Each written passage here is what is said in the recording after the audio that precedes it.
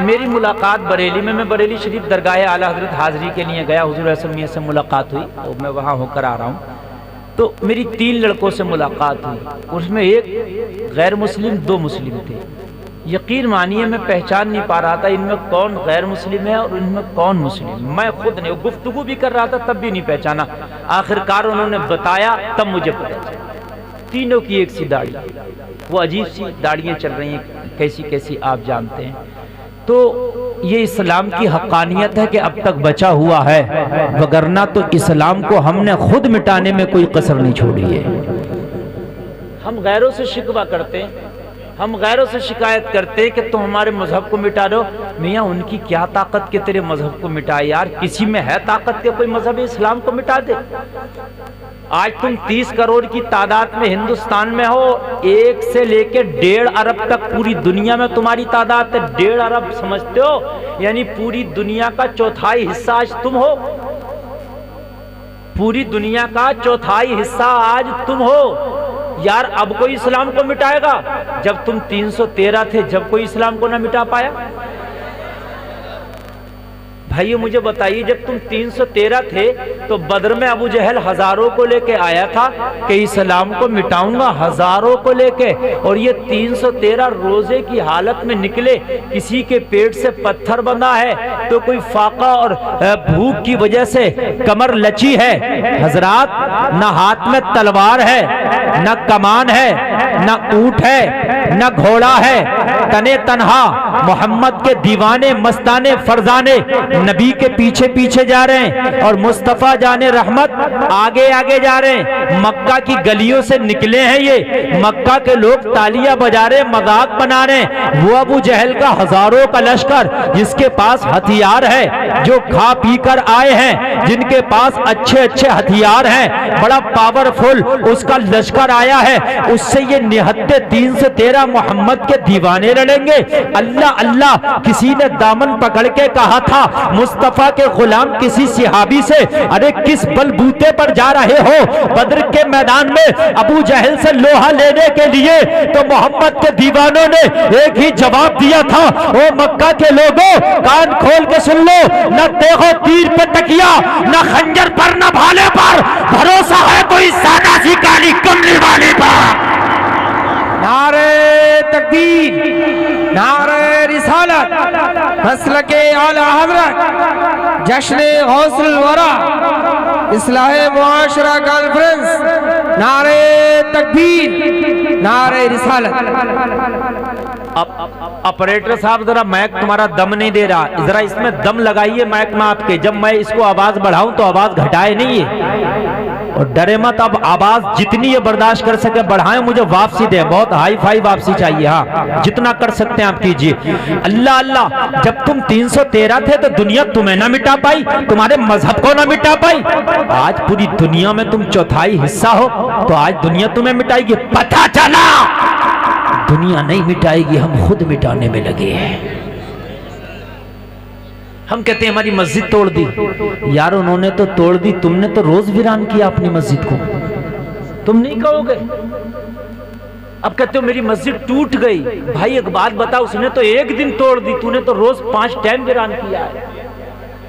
उससे तो यार वो तो काफिर है, जाएगा जहन्नम में, उससे तो कोई हिसाब ही नहीं। उठाया जहन्नम में डाल दिया, लेकिन एक बात कही जाएगी इसने तोड़ा था, एक बार तोड़ा था। और तेरी बात तो कही जाएगी इसने रोज 5 मर्तबा इस अपनी बस्ती महल्ले की मस्जिद को वीरान किया था। बताइए मुझे यार, गैर की बेटी अगर निकलती है बाजार में बेपर्दा तो उसे तो पता ही ना फातिमा का अंदाज क्या था, मुस्तफा की बेटी का पर्दा क्या था, उसे तो पता ही नहीं ना, उसे क्या पता। लेकिन यार हमारी बेटी को तो पता है ना मुस्तफा की बेटी का पर्दा क्या था। तो अगर वो पर्दा ना करे तो उससे हमें कोई शिकवा नहीं यार, लेकिन अगर हमारी बेटी पर्दा ना करे तो हमें तो शिकवा होना चाहिए। बोलो भाई, ये बात है कि नहीं है? आज हम पूरी दुनिया पे शिकायत कर रहे हैं। यार अजीब तमाशा लगा रखा, दुनिया से शिकायत बाद में करना, पहले अपनी गिरिबा में तो झांक के देख कि जितने इस्लाम का मजाक तूने उड़ाया कि दुनिया में भी किसी ने उड़ाया। यार हमारे यहाँ दाढ़ी रखना सुन्नत है, उनके यहाँ तो नहीं है ना। हमारे यहाँ नमाज पढ़ना फर्ज है, लेकिन काफिरों में तो नहीं है ना नमाज पढ़ना फर्ज। बोलो भाइयों, बात है कि नहीं? कोई अगर ज़कात ना निकाले तो उनसे क्या शिकवा? अल्लाह ने तो मुसलमानों पर ज़कात फर्ज रखी है ना।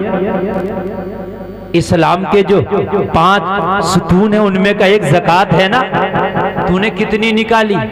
तो पता चलेगा, जवाब मिलेगा मौलाना थोड़ा निकाल देते हैं, हिसाब लगा के तो आज तक नहीं निकाली।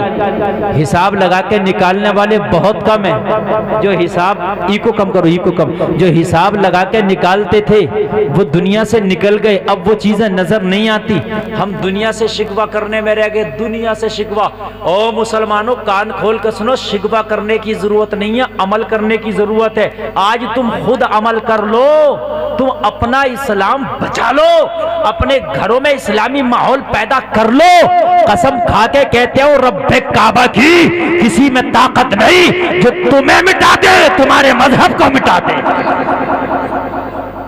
किसी में ताकत नहीं है।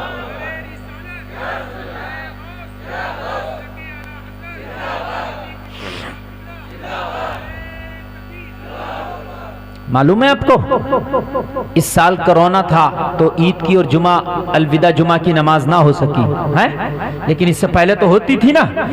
आपने देखा होगा शहरों की मस्जिदों में जब अलविदा जुमा है या ईद की नमाज है तो आप देखते हैं प्रशासन ने रोड को जाम कर दिया है। मुसलमानों के नमाज के लिए रोडों पर निशानात लग गए। मुसलमान पूरी मस्जिद में नमाज पढ़ ला, रोडों पर नमाज पढ़ ला, ईदगाह में नमाज पढ़ ला। प्रशासन के कारिंदे खड़े हैं, रोड जाम किए। बड़े से बड़ा अधिकारी आया, इस रोड से निकलना चाहता हूं तो प्रशासन के कारिंदे कहते हैं इस रोड को इस्तेमाल नहीं करने दिया जाएगा, आज तुम्हें रोड बदलना पड़ेगा। जवाब सुनो, वो कहता किस लिए? कारिंदे जवाब देते हैं आज मुसलमान नमाज पढ़ना इसलिए। अरे तुम एक दिन नमाज पढ़ते हो, बड़े से बड़ा अधिकारी रास्ता बदलने पे मजबूर हो जाए, अगर रोजाना नमाज पढ़ने लगो तो वो अपनी नीतियां बदलने पे मजबूर हो जाएंगे।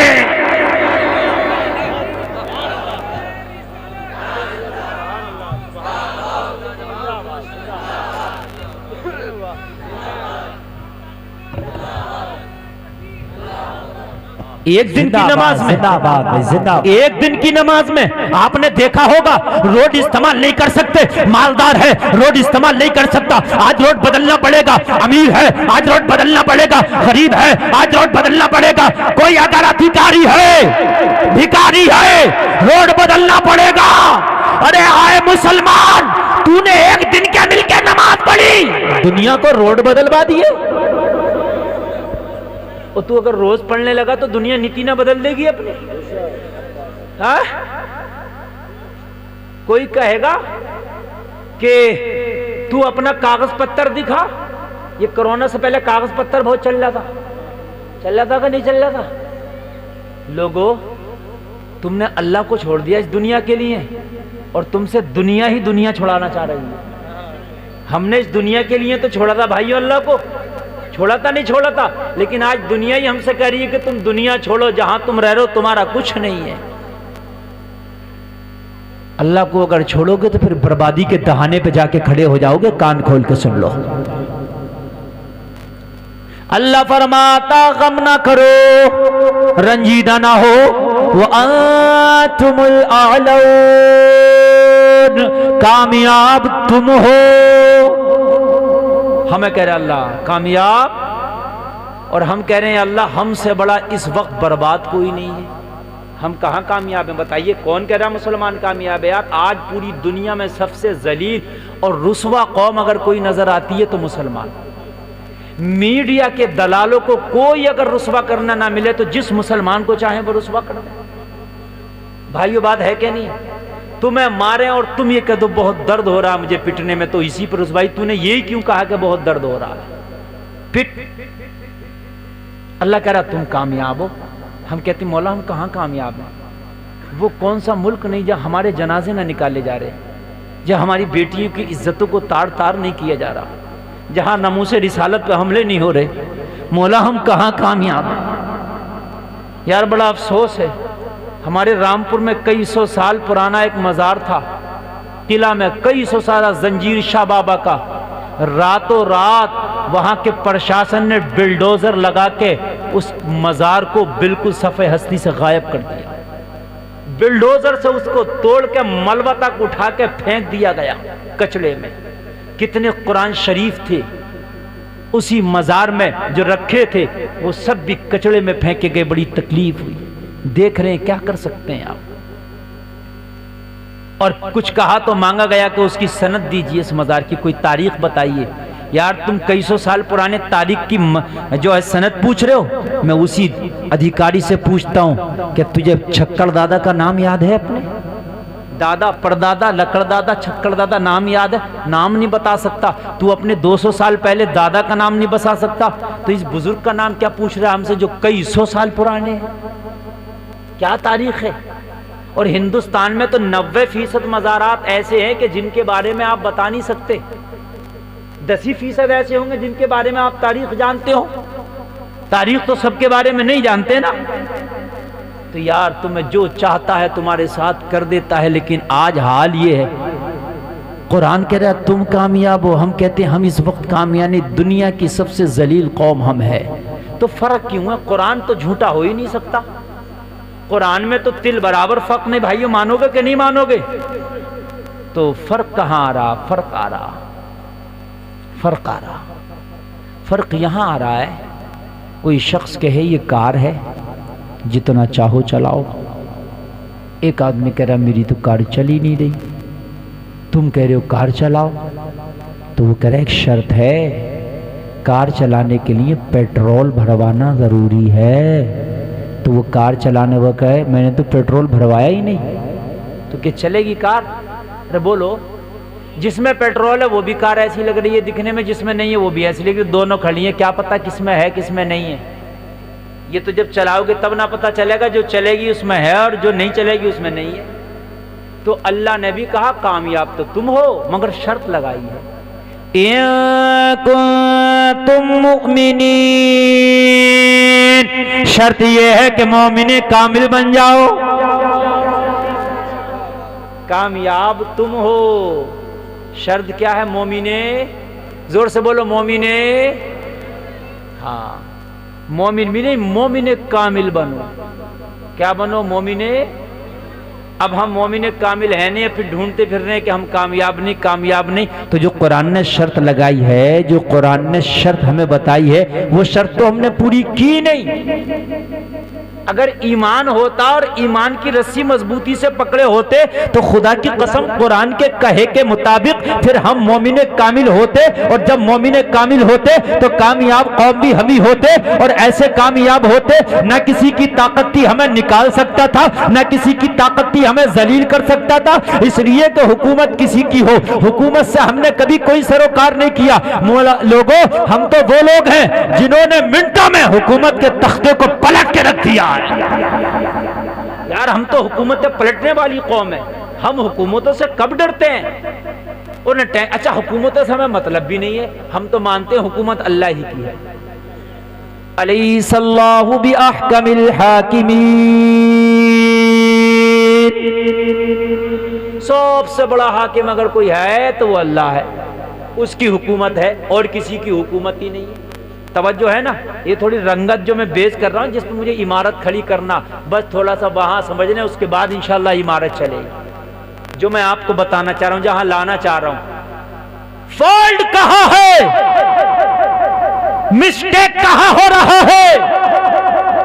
हम मौलवियों को परेशान कर रहे हैं, हजरत दुआ कर दो, हजरत दुआ कर दो। मौलवी भी बेचारा कहां तक दुआ करेगा। यार एक बात बता, जब हमने रास्ता ही बदल दिया, यार ट्रेन पटरी से उतरेगी कहां से चलेगी? इंजीनियर ना कितने इंजीनियर ला कर बिठा दे, बिना पटरी के चल ही नहीं सकती। चल जाए, कोई चला देगा कोई इंजीनियर बिना पटरी का? भाई बता दीजिए मुझे, नहीं चला सकता यार।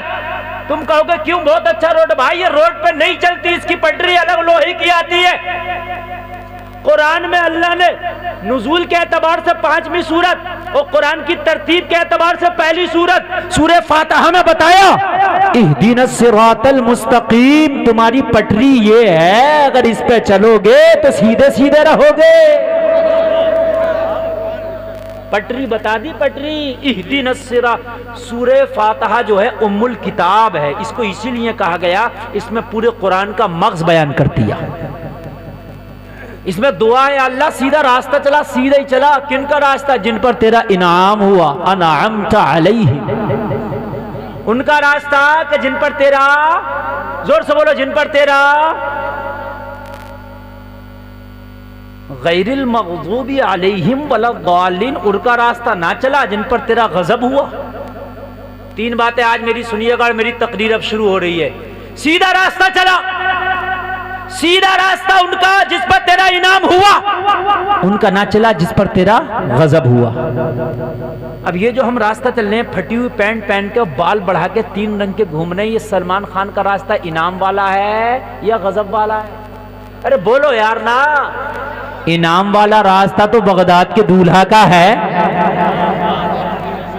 इनाम वाला रास्ता आप खुद बताइए। जिंदाबाद जिंदाबाद। मौलवी से पूछने की कोई जरूरत नहीं है, किसी मौलवी से कहने की कोई जरूरत नहीं है। अब खुद देख लो कि रास्ता ईमान वाला है कि रास्ता गजब वाला है। जो तू काम कर रहा है ये रास्ता दुनियादार का है, मुस्तफा के वफादार का नहीं हो सकता। और गजब वाला रास्ता दुनियादार का होगा, इनाम वाला रास्ता मोहम्मद के वफादार का होगा। वाह, जिंदाबाद जिंदाबाद जिंदाबाद जिंदाबाद, सुभान अल्लाह। अब जब गजब वाला रास्ता अपनाओगे, लोगों तुम्हारी गाड़ी जब पटरी से उतर गई तो अब तुम्हें कौन कामयाब कर सकता? दुनिया में जलील होते नजर आओगे, पूरी दुनिया तुम्हें मारती नजर आएगी। यार एक बात कान खोल के सुन ले, जो मुर्गी का चूजा बच्चा अपनी माँ से दूर रह के टहलता फिरता है वो शिकार बनता है, लेकिन जो माँ के करीब रहता है माँ अपने आंचल में, अपने परों में छुपा लेती है। यार जो मजहब इस्लाम से दूर रहेगा वो मारा जाएगा, जो इस्लाम के दामन में रहेगा वो यहाँ भी बचेगा वहां भी बचेगा। वाह वाह, जिंदाबाद जिंदाबाद जिंदाबाद भाई, वाह जिंदाबाद, वहां भी बचेगा।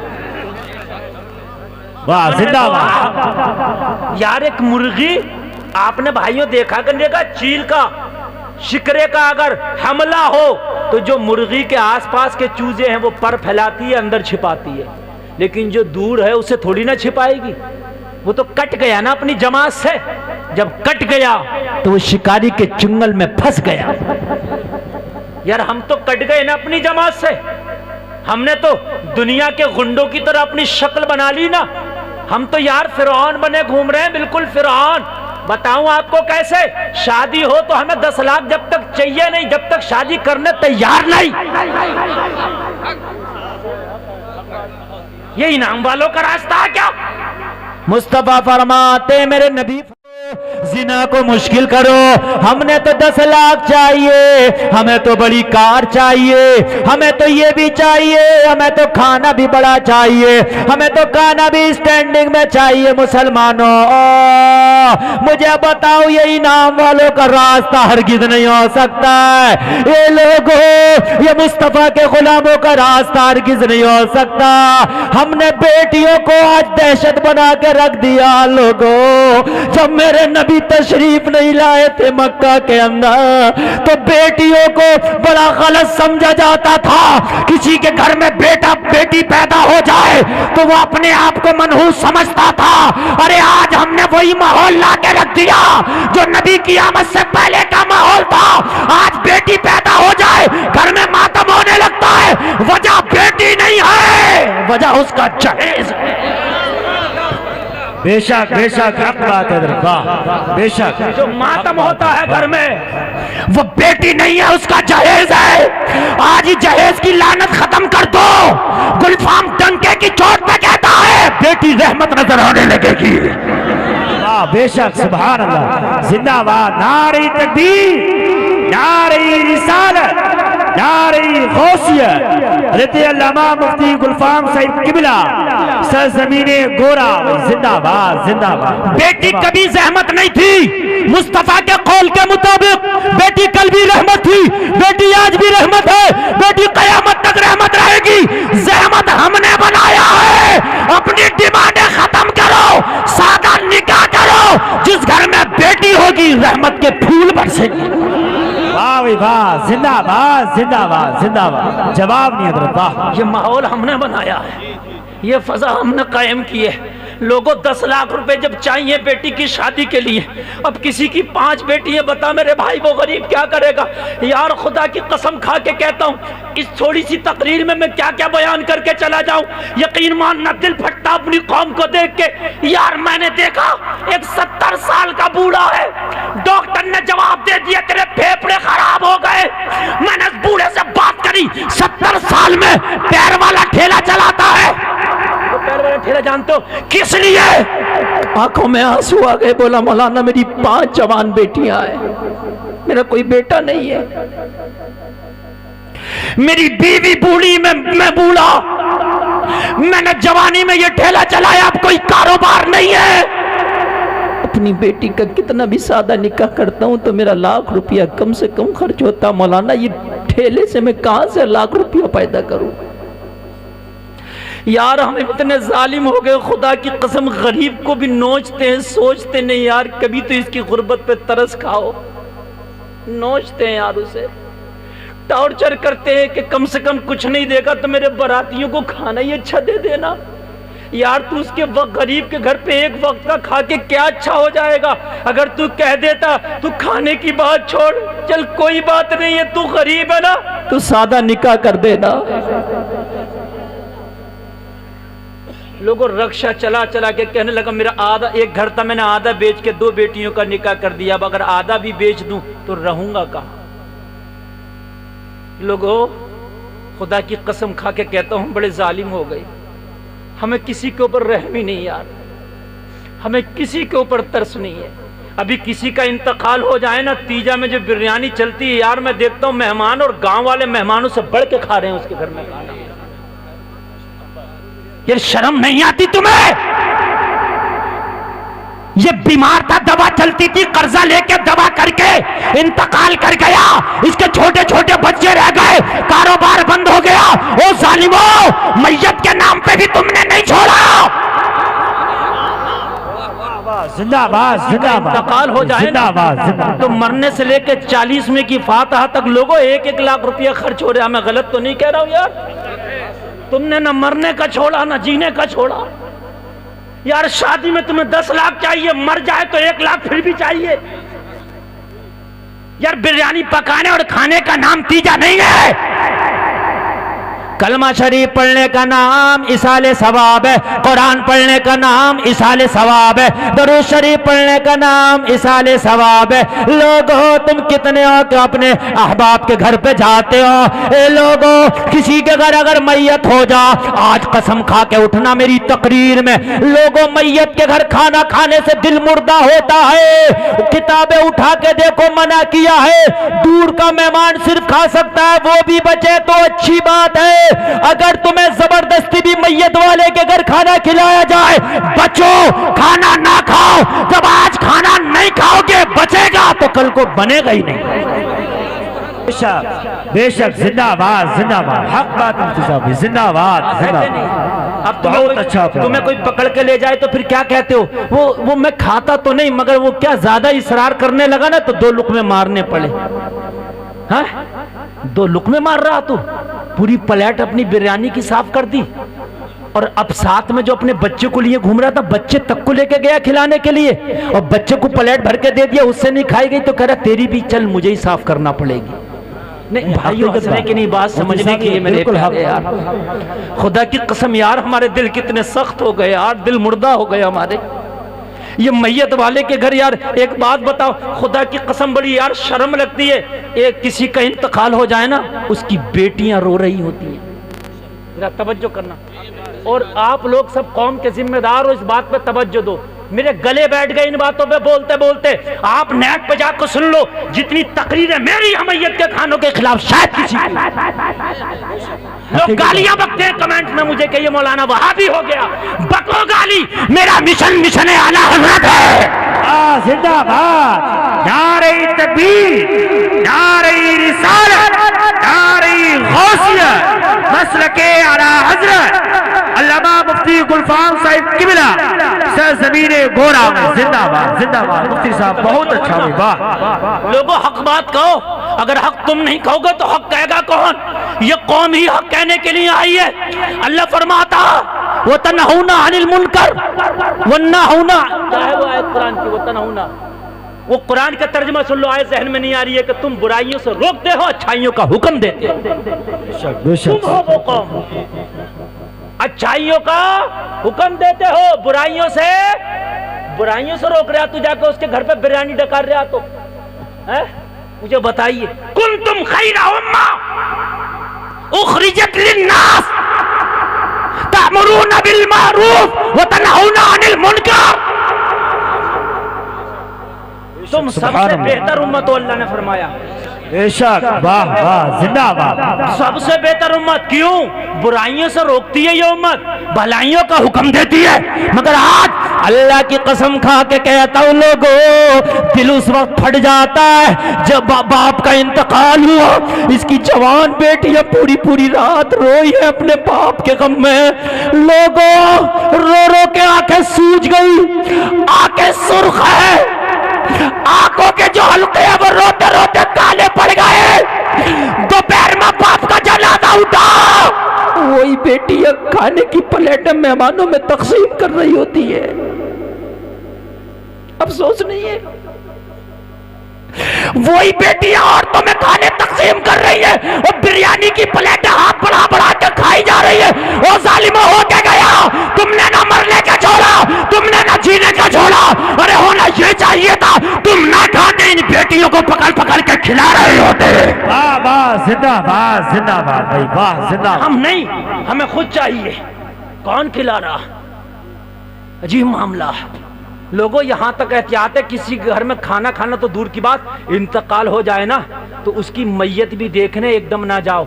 उसके घर की औरतें, बेटियां, बहुएं रो रही होती हैं, उनके दुपट्टों के भी होश नहीं होते, और हम जा रहे होते मैयत का चेहरा देखने। कभी मैयत का चेहरा देखते हैं, कभी उन बेपर्दा उसकी बेटियों पर नजर पड़ती है। क्या माहौल हमने बना रखे हैं।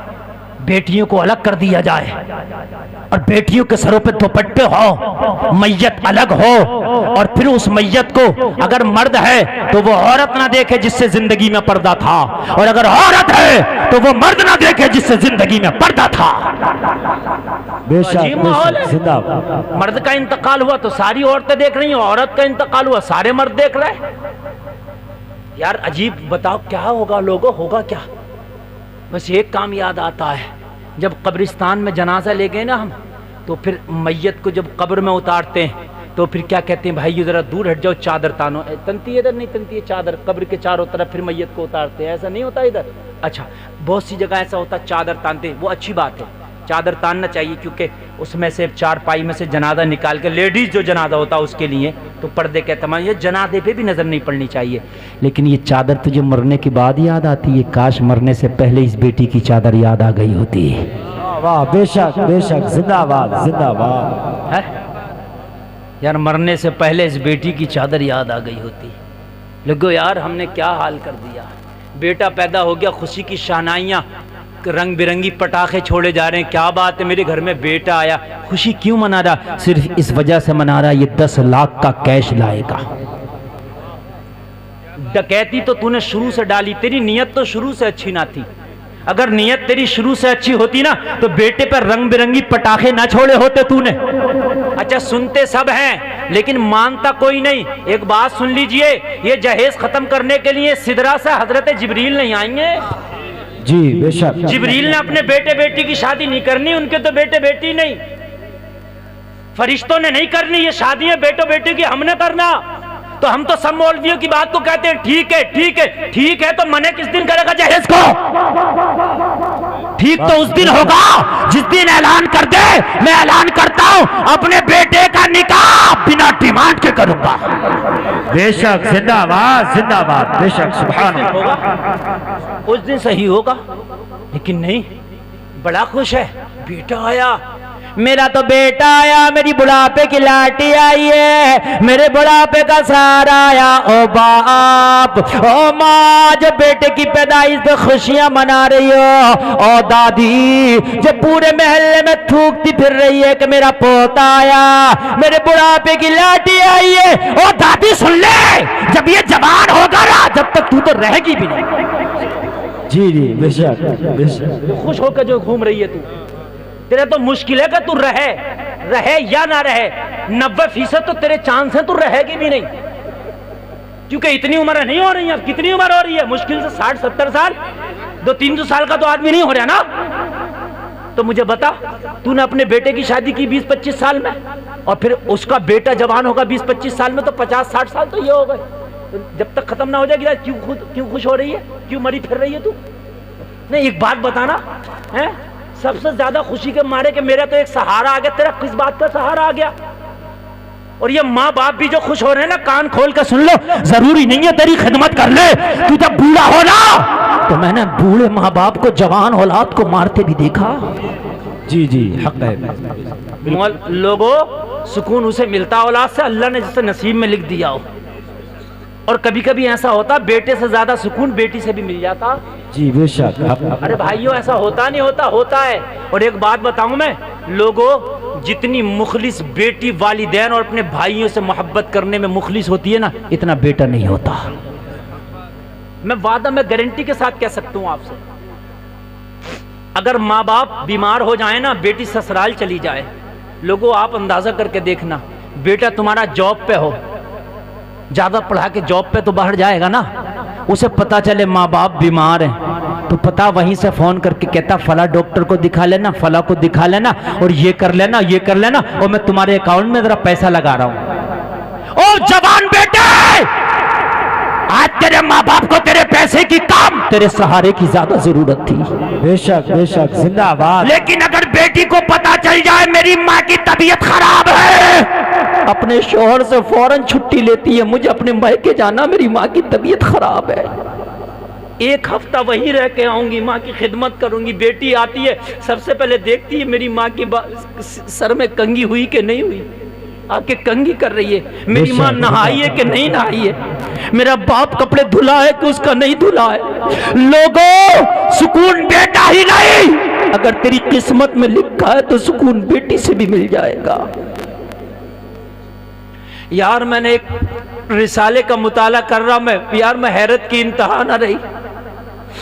छोटे छोटे बच्चों को एक, कह लीजिए, टीचर पढ़ा रही है, छोटे छोटे बच्चों को पढ़ाती है ना। क्यों नहीं किया आपने शादी अब तक? आप रोज हमें पढ़ाने आती है, ससुराल कब जाएंगी? तो उस मैडम ने जवाब दिया, बच्चों आज मैं तुम्हें एक कहानी सुनाती हूं। ए भाइयों, ए बिल्कुल खामोश रहो बेटा। वो लड़की बोली, मैं तुम्हें आज एक कहानी सुनाती हूं।